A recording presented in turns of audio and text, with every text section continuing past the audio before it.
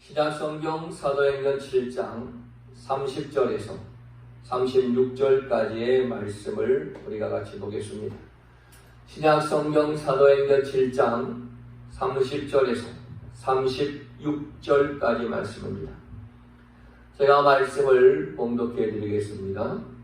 40년이 참에 천사가 시내산 광야 가시나무 떨기 불꽃 가운데서 그에게 보이거늘 모세가 그 광경을 보고 놀랍게 여겨 알아보려고 가까이 가니 주의 소리가 있어 나는 내 조상의 하나님 즉 아브라함과 이삭과 야곱의 하나님이라 하신대 모세가 무서워 감히 바라보지 못하더라. 주께서 이르시되 내 발에 신을 벗으라. 내가 서 있는 곳은 거룩한 땅이니라. 내 백성이 애굽에서 괴로움을 받음을 내가 확실히 보고 그 탄식하는 소리를 듣고 그들을 구원하려고 내려왔노니 이제 내가 너를 애굽으로 보내리라 하시니라. 그들의 말이 누가 너를 관리와 재판장으로 세웠느냐 하며 거절하던 그 모세를 하나님은 가시나무 떨기 가운데서 보이던 천사의 손으로 관리와 속량하는 자로서 보내셨으니 이 사람이 백성을 인도하여 나오게 하고 애굽과 홍해와 광야에서 40년간 기사와 표적을 행하였느니라. 아멘. 할렐루야. 주님의 이름으로 축복합니다. 우리 예수님께서 우리와 늘 함께 하심을 믿습니다. 오늘도 온라인으로 예배를 드리시는 우리 모든 성도님들 위해 하나님의 은혜와 사랑과 축복이 함께 하시기를 주님의 이름으로 축원합니다. 오늘 사도행전 7장의 말씀은 스데반의 설교의 말씀입니다. 성경 속에 여러 가지 많은 설교가 나오는 것을 봅니다. 그러나 한 개인이 설교한 것을 성경 한 장의 전체를 할애해서 기록해 놓은 것은 사도행전 7장이 유일한 것을 찾아볼 수가 있습니다. 제가 스데반의 설교라고 얘기했지만은 사실은 이건 스데반의 설교라기보다는 스데반이 산헤드린이라고 하는 법정에서의 마지막 최후의 진술의 말씀을 기록해 놓은 것이 바로 사도행전 7장의 말씀인 것입니다. 이 최후의 진술을 마치고 스데반은 순교하게 되어지는데 이 스데반은 사도행전 7장의 말씀을 통하여서 자기의 어떤 무죄를 입증을 하거나 자기의 설교한 내용에 대해서 합리적인 내용과 근거를 제시하여 얘기하는 것이 아니라 이 변증과 설교 속에서 스데반은 무엇을 담았느냐? 복음을 담았습니다. 그리고 이 스데반의 변증과 설교 속에 예수 그리스도를 담았다라고 하는 것을 찾아볼 수가 있는 것입니다. 성경에 보면은요, 스데반이 두 가지 문제 때문에 공회에 고소를 당하게 되어졌습니다. 첫 번째는 하나님을 못 오겠다. 그것 때문에 고소를 당했고, 두 번째는 스데반 네가 우리의 조상이었던 모세를 못 오겠다라고 하는 것 때문에 법정에 서고 있다는 것입니다. 하나님을 못 오겠다라고 하는 것은 네가 성전을 허문다라고 얘기하지 않았느냐 이렇게 말한 것 때문에 고소를 당한 것입니다. 당시 유대인들에게는 성전과 하나님은 하나였습니다.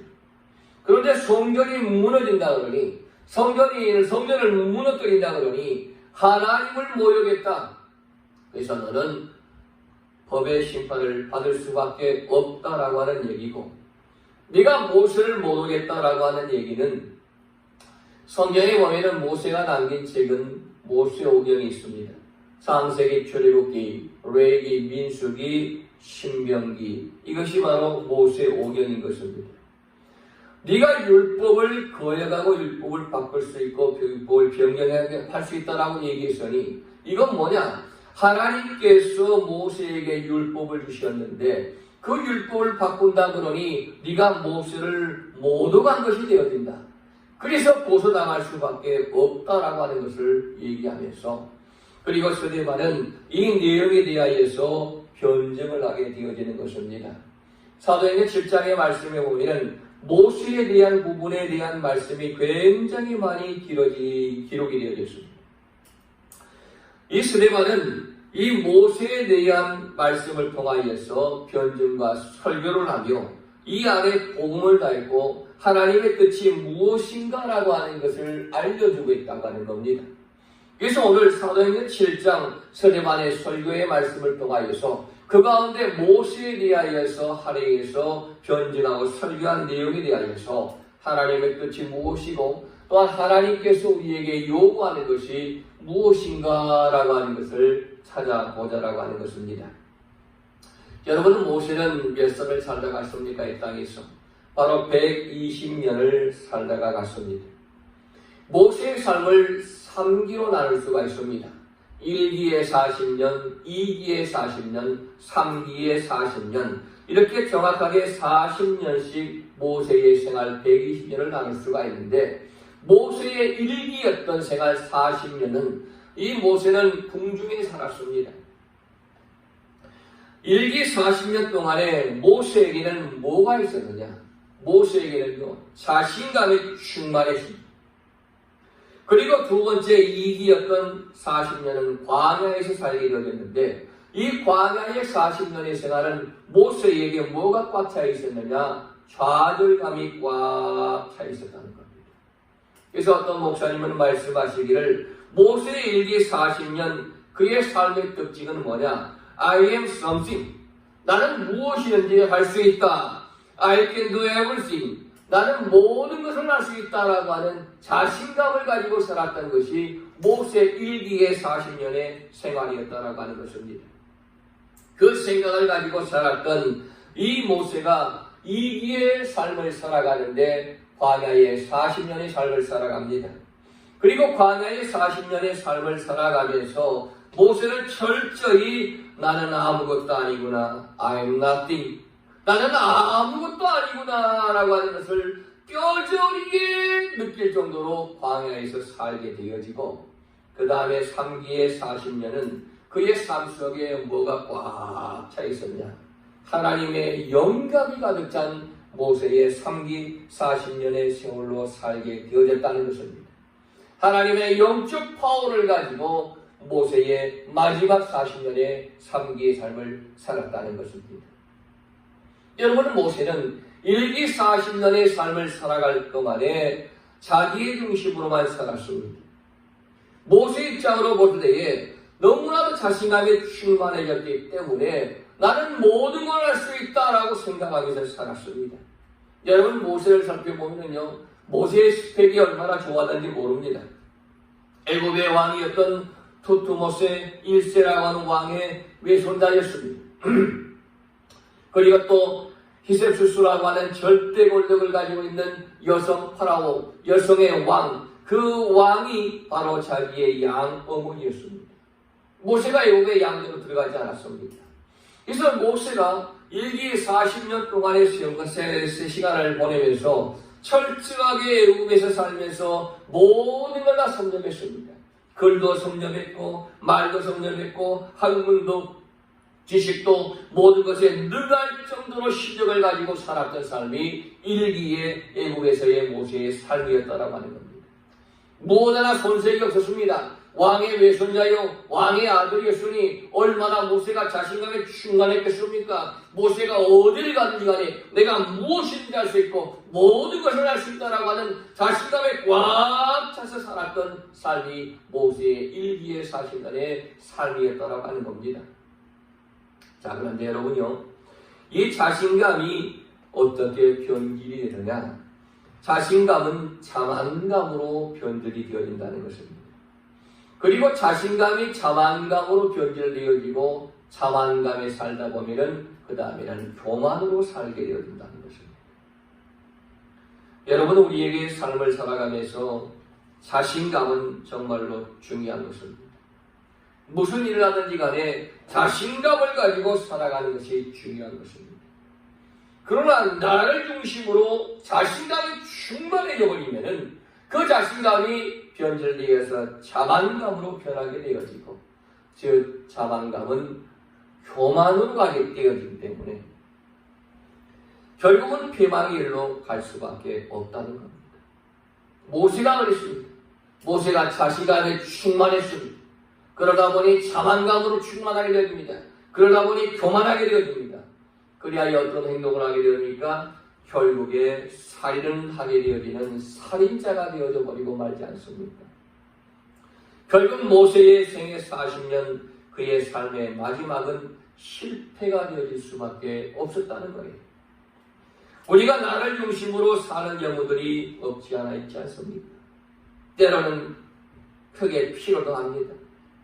그러나 나 스스로 내가 모든 것을 알려고 하면은 그 자신감이 자만감으로 변하게 되어지고 교만으로 변질되어져서 결국에는 실패할 수밖에 없다는 사실을 우리에게 모세를 통하여서 말씀해 주고 있는 것입니다. 그게 모세 일기의 40년의 인생을 통하여서 모세가 뼈저리게 깨닫게 되어지는 겁니다. 그래서 살인자가 되어져서 도피를 하게 되어지는데 도망을 가게 되어지는데 어디로 가는가? 미디안 땅으로 도망을 가게 되어지는 것이지. 여러분, 미디안이 어떤 곳이냐? 미디안은 애굽의 국경을 넘어서 있는 곳이 바로 미디안입니다. 국경을 바로 넘어간 것입니다. 국경을 넘어서 미디안 땅으로 바로 도망을 가게 되어진 겁니다.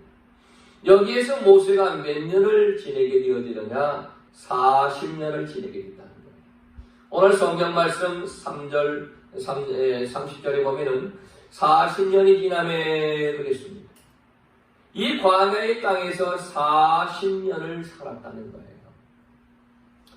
근데 모세가 바로 이곳에 가서 미디안 땅에 가가지고 출애굽기 2장 15절에 보면은 어디에 가서 앉았느냐라고 하는 말씀이 나오는데 출애굽기 2장 15절 말씀에 보니까 바로가 이 일을 듣고 모세를 죽이고자 하여 찾는지라.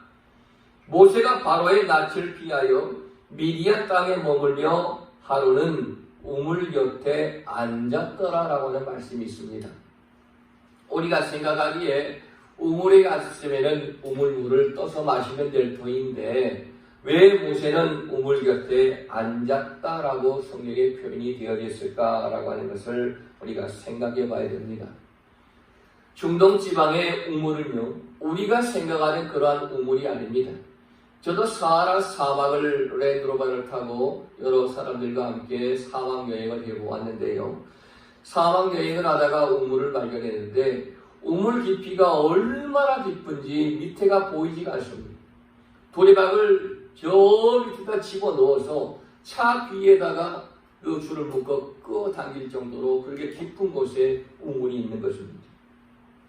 우물이 너무 깊기 때문에 도리박이 없는 겁니다. 물이 있어도 물을 끌어올려서 마실 수 있는 도구가 없는 것입니다. 그래서 누군가 동네 사람들이 와서 도리박을 가지고 와 물을 기를 때에 그 물을 길러서 먹어야 되는데 모세는 지금 너무나도 물을 마시고 싶은데 마실 수 있는 방법이 없는 거예요. 도리박이 없으니까. 그래서 성경 말씀 속에 미디안 땅에 머물며 우물 곁에 앉았더라라고 모세를 기록하고 있는 것입니다. 그래서 기다리다가 동네 사람들이 물을 기르려고 도리박을 가지고 오면은 그 도리박을 이용해서 물을 마실 수밖에 없는 그러한 모세의 처지를 표현을 하고 있는 것입니다. 여러분, 모세는 애국에서 왕자로 살았습니다. 뭐나 부족함이 없는 그러한 40년의 삶을 살았던 이 모세가 지금 남의 나라로 도망쳐가지고 미디안 광야에 도망쳐서 물이라도 얻어먹을 수밖에 없는 그러한 거지의 삶을 살고 있다는 것입니다. 여러분, 사람 일은요, 내일 일을 모르는 것입니다. 현재 내가 누리고 있는 것이 영원하다고 누리고 있는 것을 보장받을 수 있는 삶은 아무도 없는 것입니다. 사람의 집을 나가면서 인사합니다. 다녀오겠습니다 라고 인사합니다. 그러나 다녀올지 없을지 우리는 모르는 것입니다. 한치 앞의 일을 우리가 알지 못하는 거예요. 하루아침에 어떻게 변할지를 모르는 것입니다. 건강하다고요? 건강한 사람이 하루아침에 쓰러지는 사람이 얼마나 많습니까? 권력이 있다고요?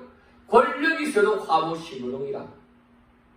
여러분, 권력도 금방 떨어져 버릴 수밖에 없는 거예요.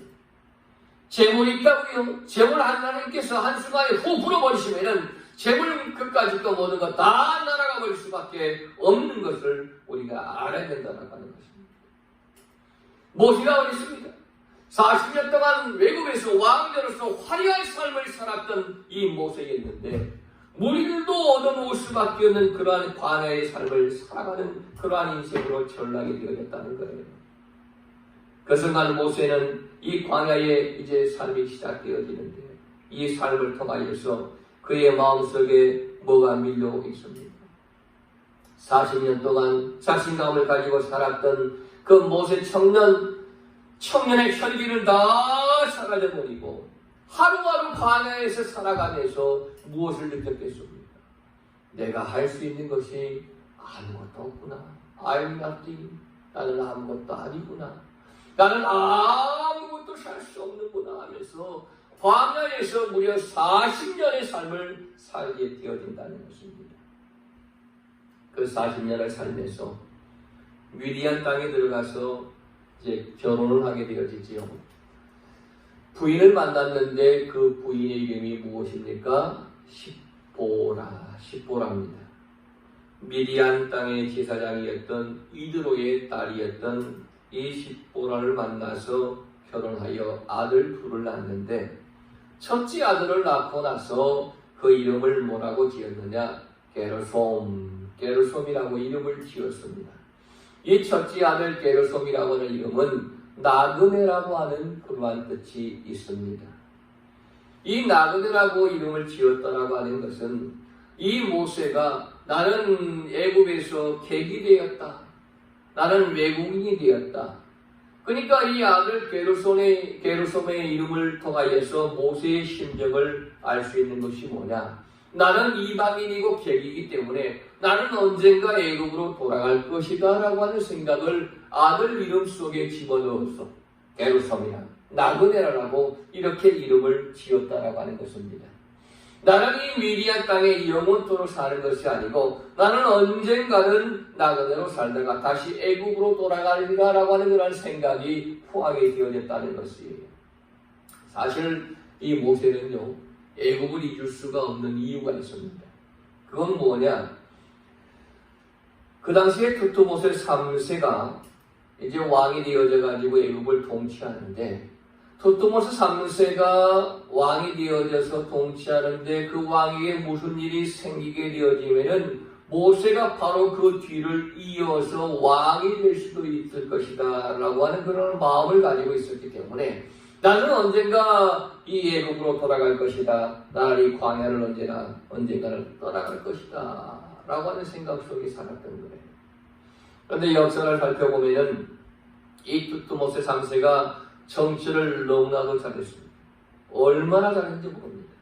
왕권을 통하여서 국가가 부강하게 되어지고 권력이 커지고 또한 나라가 부강하게 되어지고 무려 이 투투모세 3세가 54년 동안으로 왕으로 살아가게 되어지는 거예요.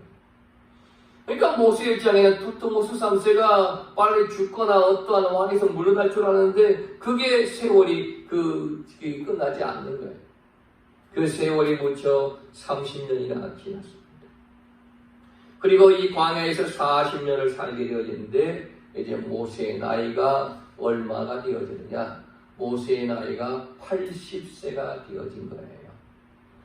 여러분 나이가 들면은 삶의 의욕이 떨어지겠습니까? 삶의 의욕이 올라가겠습니까?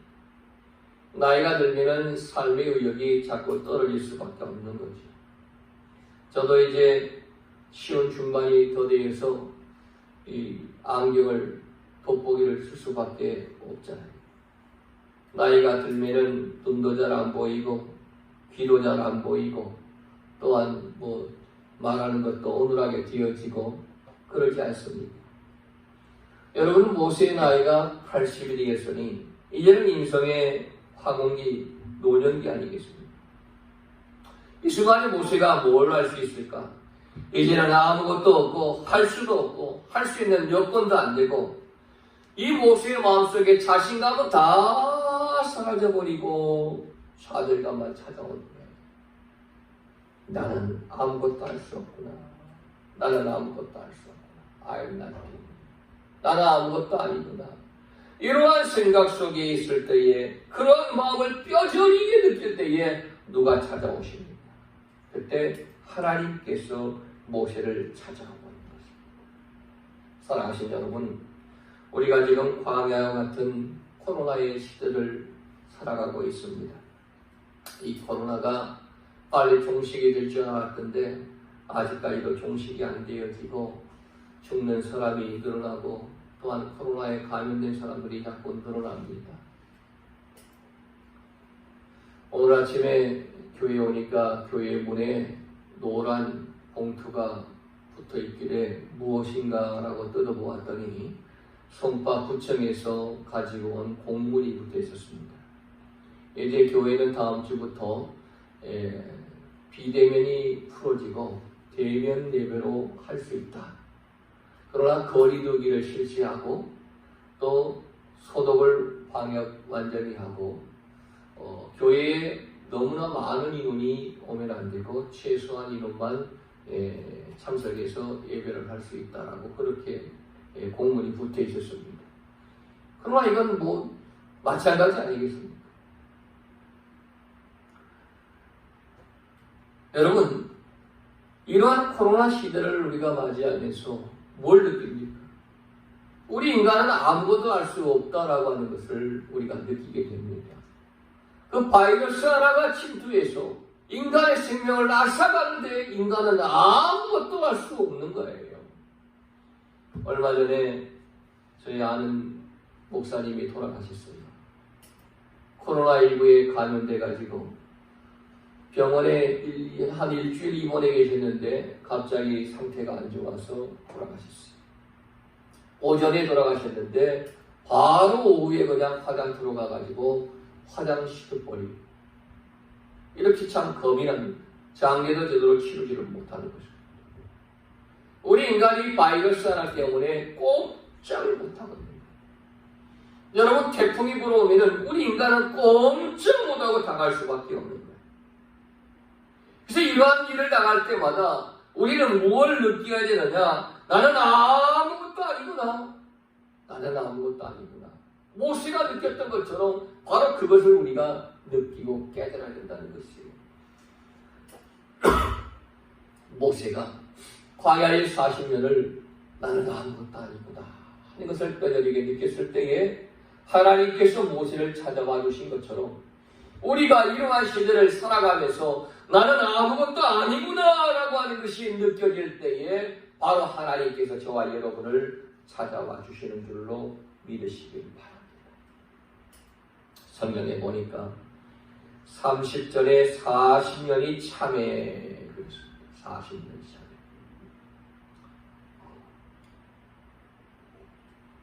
왜 40년의 기간이 필요했겠습니까? 그 광야의 40년의 생활 동안에, 시간 동안에 모세는 완전히 가지고 있는 것을 다 내려놓았습니다. 내가 할 수 있는 것이 아무것도 없구나. 내 능력으로 되어지는 것은 아무것도 없구나.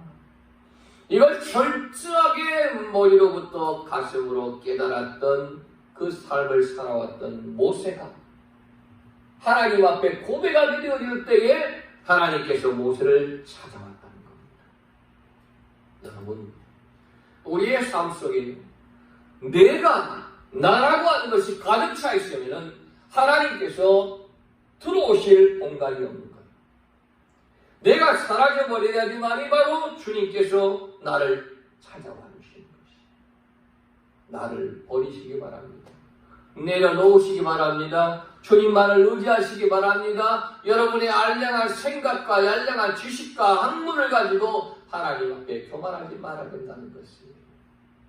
하나님 앞에는 철저하게 겸손해야지만이 하나님께서 사랑해 주시는 거예요. 그러니까 이제 오늘 말씀 읽은 30절 말씀에서부터 이제 모세의 3기의 40년의 여정이 이제 시작이 되어지는 것입니다. 모세의 40년 마지막 3기의 삶은 누구와 함께 사느냐? 철저하게 하나님과 함께 살아가는 것입니다. 일기의 삶은 자기의 삶의 주인은 모세 자신이었지만 이기의 광야의 40년을 지나고 3기의 삶으로 갔을 때에 자신의 모든 건 다 버려버리고 자기의 삶의 주인은 하나님이 되어주신 것입니다. 하나님을 앞장 세우고 하나님께 도움을 요청하고 하나님을 의지할 때에 하나님께서 모세를 붙들어 사용하셨다는 것입니다. 모세 곁에 하나님이 앉으셨다는 것입니다. 모세를 도와주셨고 모세가 3기 40년 동안의 일을 하는 것은 모세가 하는 것이 아니라 하나님이 하셨다는 것입니다. 그리고 40년이 지난 다음에 말씀에 보면은 천사가 그에게 나타났습니다. 그 천사가 누굽니까? 바로 하나님입니다. 그 하나님께서 어디 나타났습니까? 시내산 광야의 가시나무 떨기에 불로 임하여서 모세에게 나타나셨습니다. 여러분 성지순례를 다녀온 분들의 말씀을 들어보면요, 이 시내산 들어가는 입구에 성 캐서린 수도원이라고 하는 것이 있는데 그 수도원을 통과를 해야지만이 시내산 정상으로 올라갈 수가 있다는 겁니다. 그런데 그 캐서린 수도원에 가면은 뭐가 있냐면은 떨기나무가 있다고 얘기를 합니다. 저는 안 가봐서 모릅니다. 저는 아직까지 성지순례를 한 번도 가보지를 못했기 때문에 언젠가는 갈 수 있는 기회를 하나님께서 허락해 주시겠죠. 이 수도원에 떨기나무가 있는데 모세에게 불로 임하였던 그 떨기나무를 거기에서 발견할 수가 있는데 그 떨기나무는 광야에서 흔히 널브러져 있는 그러한 나무라고 하는 겁니다. 자라면은 한 5m 정도 자랄 수 있고 별로 우리에게 볼품이 없는 그러한 나무라고 하는 겁니다. 그런데 볼품 없는 그 나무에 하나님께서 불로 임하여서 오셨다는 거예요. 떨기나무는 무엇을 상징하느냐? 바로 애국에서 노예상을 하고 있는 히브리 민족을 상징하는 겁니다. 더 큰 영적인 의미로 얘기하면 이 떨기나무는 우리를 상징하는 겁니다. 저와 여러분을 상징하는 것이 이 떨기나무인 것입니다. 볼품 없고 아무짝에도 쓸모없는 그러한 떨기나무, 바로 저와 여러분을 얘기하는 겁니다. 그런데 그 떨기나무에 불로 오셔서 불이 붙은 거예요. 나무가 타지를 않습니다. 우리가 생각하는 그 불은 나무가 타야지 정상인데 그 떨기나무에 불이 붙었는데도 나무는 타지 않고 떨기나무에 불이 화끈하게 붙어있는 거예요. 바로 떨기나무 같은 우리 안에 누가 오셨다는 얘기입니까? 성령님께서 오셨다는 거예요. 떨기나무처럼 쓸모없고 보잘것없는 저와 여러분에게 성령의 불이 임하게 되어질 때에 우리는 하나님께 쓰임받을 수 있는 줄로 믿으시기를 바랍니다. 성령님이 오셔서 성령의 불로 우리의 모든 두려움도 다 태워주시고 우리의 걱정도 힘도 다 태워주시고 우리의 모든 병마다 다 태워주시고 코로나 바이러스도 다 태워주실 줄로 믿으시기를 바랍니다. 그래서 이 떨기나무 속에 불로 모세에게 오셔가지고 말씀을 주시는데 첫 번째로 무슨 말씀을 주십니까? 32절 말씀에 오늘 말씀 보면은 나는 너의 조상의 하나님이다. 아브라함의 하나님, 이삭의 하나님, 야곱의 하나님이라 라고 하는 말씀을 주었습니다. 그리고 그 음성을 들은 모세는 두려워하여서 감히 쳐다볼 수가 없었다라고 32절 말씀에 기록을 하고 있는 것입니다. 너의 조상이었던 아브라함과 이삭과 야곱의 하나님이다. 너의 조상과 함께 있던 그 하나님이다 라고 하나님께서 말씀을 하고 있는 거예요. 여러분, 우리에게 믿음은 너무나 중요합니다. 믿음의 가문이 중요합니다. 여러분, 자녀에게 유산으로 물질을 남겨주려고 생각하지 말고 우리의 믿음을 유산으로 남겨줘야 될 줄로 믿습니다. 내가 아브라함이 되고 이삭이 되고 야곱이 되어질 때에 그 축복들을 우리의 자녀가 우리의 후손이 받을 수가 있다는 거예요. 여러분, 믿음 생활 열심히 하시기 바랍니다. 주님을 위하여 사시기 바랍니다. 교회를 위하여서 더 잘 섬기시기를 바랍니다. 복 받는 비결은 무엇이냐?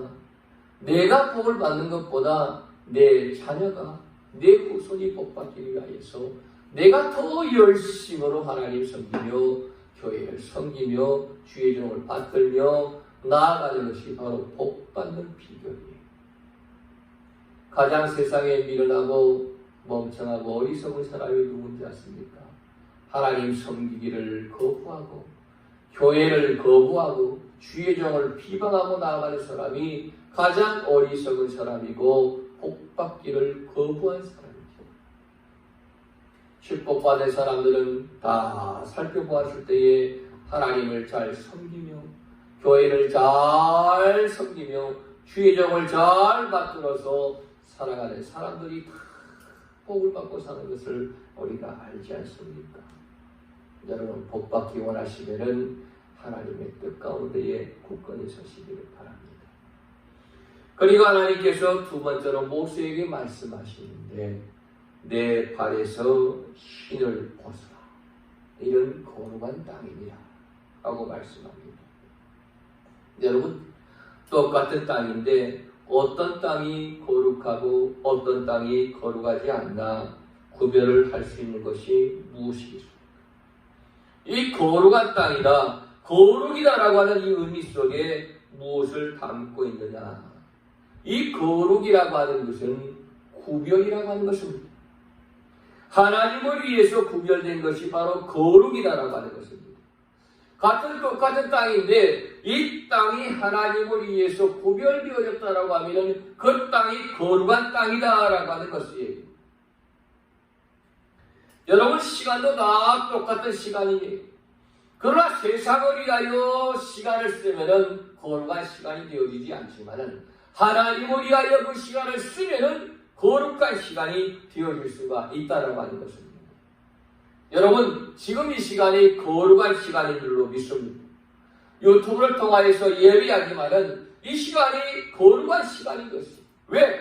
하나님을 위하여서 구별되어 드리는 시간이기 때문에 이 시간이 바로 거룩한 시간이다라고 하는 것입니다. 이 거룩한 시간을 하나님께 드려지는 여러분의 삶을 하나님께서 기뻐하시며 축복하실 줄로 믿습니다. 지금 모세에게 하나님께서 함께 하시는 그 땅이기 때문에 그 땅이 거룩하기 때문에 너는 너의 발에서 신을 벗으라 라고 말씀하는 거예요. 그리고 나서 34절 오늘 말씀해 보니까 내 백성이 애굽에서 괴로움 받음을 내가 확실히 보고 그 단시간의 소리를 듣고 그들을 구원하려고 내려왔더니 이제 내가 너를 애굽으로 보내리라. 하나님께서 이렇게 말씀했습니다. 오늘 말씀해 보니까요, 내 백성이 애굽에서 괴로움을 받는 것을 적당히 보시는 것이 아니고 내가 확실히 보고 내 백성이 애굽에서 괴로움을 받음을 내가 확실히 보고 단시간의 소리를 들었다. 하나님께서 말씀하고 있습니다. 오늘 하나님께서 우리를 보고 계신 줄로 믿습니다. 예배하는 여러분들을 보고 계시는 줄로 믿습니다. 주일 예배를 드리나 안 드리나 주일 성수 안 하고 뭐하나 하나님이 다 보고 계신다는 거예요. 우리 어려움도 보시고 여러분의 형편과 처지도 보시고 여러분의 심령도 하나님이 다 보시고 다 보신다는 거예요. 교회의 어려움도 보시고 교회의 사정도 형편도 하나님이 다 보신다는 거예요. 교회가 지금 어려움 당하는 것, 무엇 때문에 어려움 당하는가 하나님이 보신다는 거예요. 교회에 임대료도 내야 되는데 그것도 하나님이 보신다는 거예요. 여러분이 헌금하는 거, 11조 하는 거, 감사하는 거 하는 거, 주일 헌금하는 것 하나님이 보신다는 거예요. 여러분, 예배 마치고 온라인으로 헌금하시기 바랍니다. 왜 헌금들 안 하십니까? 장로님 왜 헌금 안 하십니까? 권사님 왜 헌금 안 하십니까? 안서 집사님, 집사님들 왜 주일 헌금 안 하십니까? 하나님이 여러분의 헌금을 보시는 거예요. 여러분의 형편과 처지를 아시지만은 여러분의 그 정성을 하나님께서 보시는 거예요. 하나님께서 확실하게 보고 계신다. 그리고 그 탄식하는 소리를 듣고 구원하려 내려왔노니 너를 애굽으로 내가 보낸다 라고 하나님이 말씀을 하고 있다는 것입니다. 사랑하신 여러분, 하나님께 우리가 부르짖고 기도하면 하나님이 들으시고 보시고 응답하실 줄로 믿으시기를 바랍니다. 우리에게 이 부르짖음이 필요한 것입니다. 하나님 앞에 간절히 부르짖으면 어둠이 물러가고 사망 권세가 물러가고 악한 영이 물러가고 질병이 물러가고 하나님의 영광이 가득 차게 되어져서 성령이 물러 역사하실 줄로 믿으시기를 바랍니다. 그 간절한 부르심을 하나님이 들으시고 구원의 계획을 하나님께서 행하셔서 모세를 불러서 말씀하시는 거예요. 34절 말씀을 보니까 애굽으로 보내니라. 애굽으로 보내서 뭘 하게 하시느냐? 젖과 꿀이 흐르는 가나안 땅으로 내가 내 백성을 인도하라 라고 하는 사명을 모세에게 주신 것입니다. 여러분, 성경에 보면은 젖과 꿀이 흐르는 땅이라고 하는 것이 약 20번 정도의 말씀이 나오는데, 여러분, 가나안 땅이 젖과 꿀이 흐르는 땅일까요? 아니면 애굽의 나일강이 젖과 꿀이 흐르는 땅일까요? 애굽의 나일강이 훨씬 더 젖과 꿀이 흐르는 것이, 물과 자원이 풍부한 것입니다. 그러나 가나안 땅 요단강은 그렇게 목축하기에 좋은 환경이 아닌 것입니다. 젖과 꿀이 흐른다라고 하는 것은 농사를 짓기에 좋은 곳이다라고 하는 것을 얘기하는 것입니다. 애굽의 나일강은요 365일 물이 떨어지지 않습니다.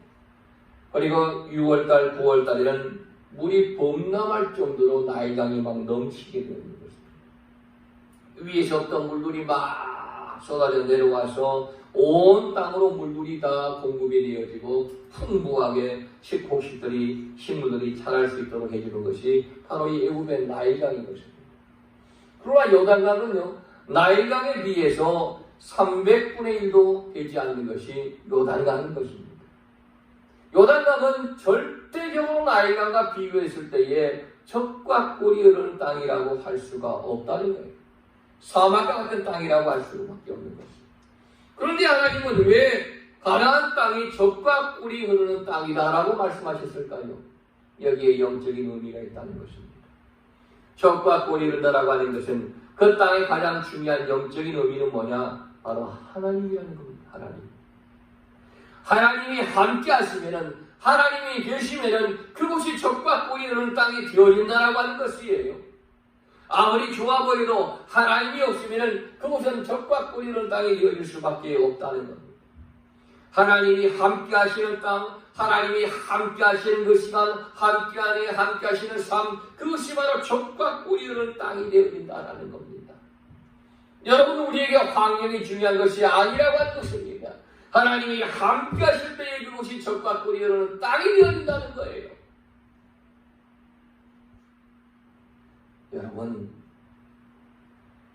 여러분의 있는 것이 젖과 꿀이 흐르는 가나안 땅이 되어지기를 주의 이름으로 축원합니다. 좋은 집에 살아서, 좋은 차를 타서, 돈이 많아서, 어떠한 부와 권력을 누려서 젖과 꿀이 흐르는 것이 아니고, 하나님이 함께 하시면은 젖과 꿀이 흐르는 땅이 되어질 수가 있다는 거예요. 찬송가 우리 438장에 우리가 찬송하죠. 찬송가 한번 할게요.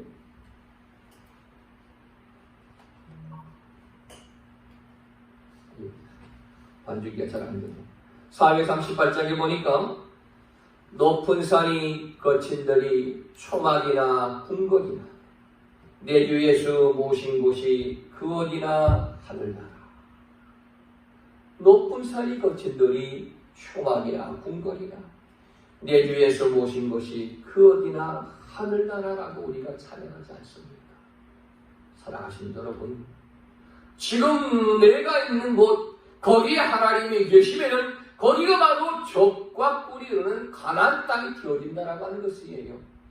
그래서 하나님은 풍성한 나일강이 젖과 꿀이 흐르는 땅이 아니라 요단강, 나일강의 300분의 1밖에 되어지지 않는 작은 그러한 요단강이라도 하나님이 함께 하시기 때문에 그 가나안 땅이 적과 꿀이 흐르는 땅이 되어줄 수 있다라고 모세에게, 백성들에게 말씀하셨다는 거예요.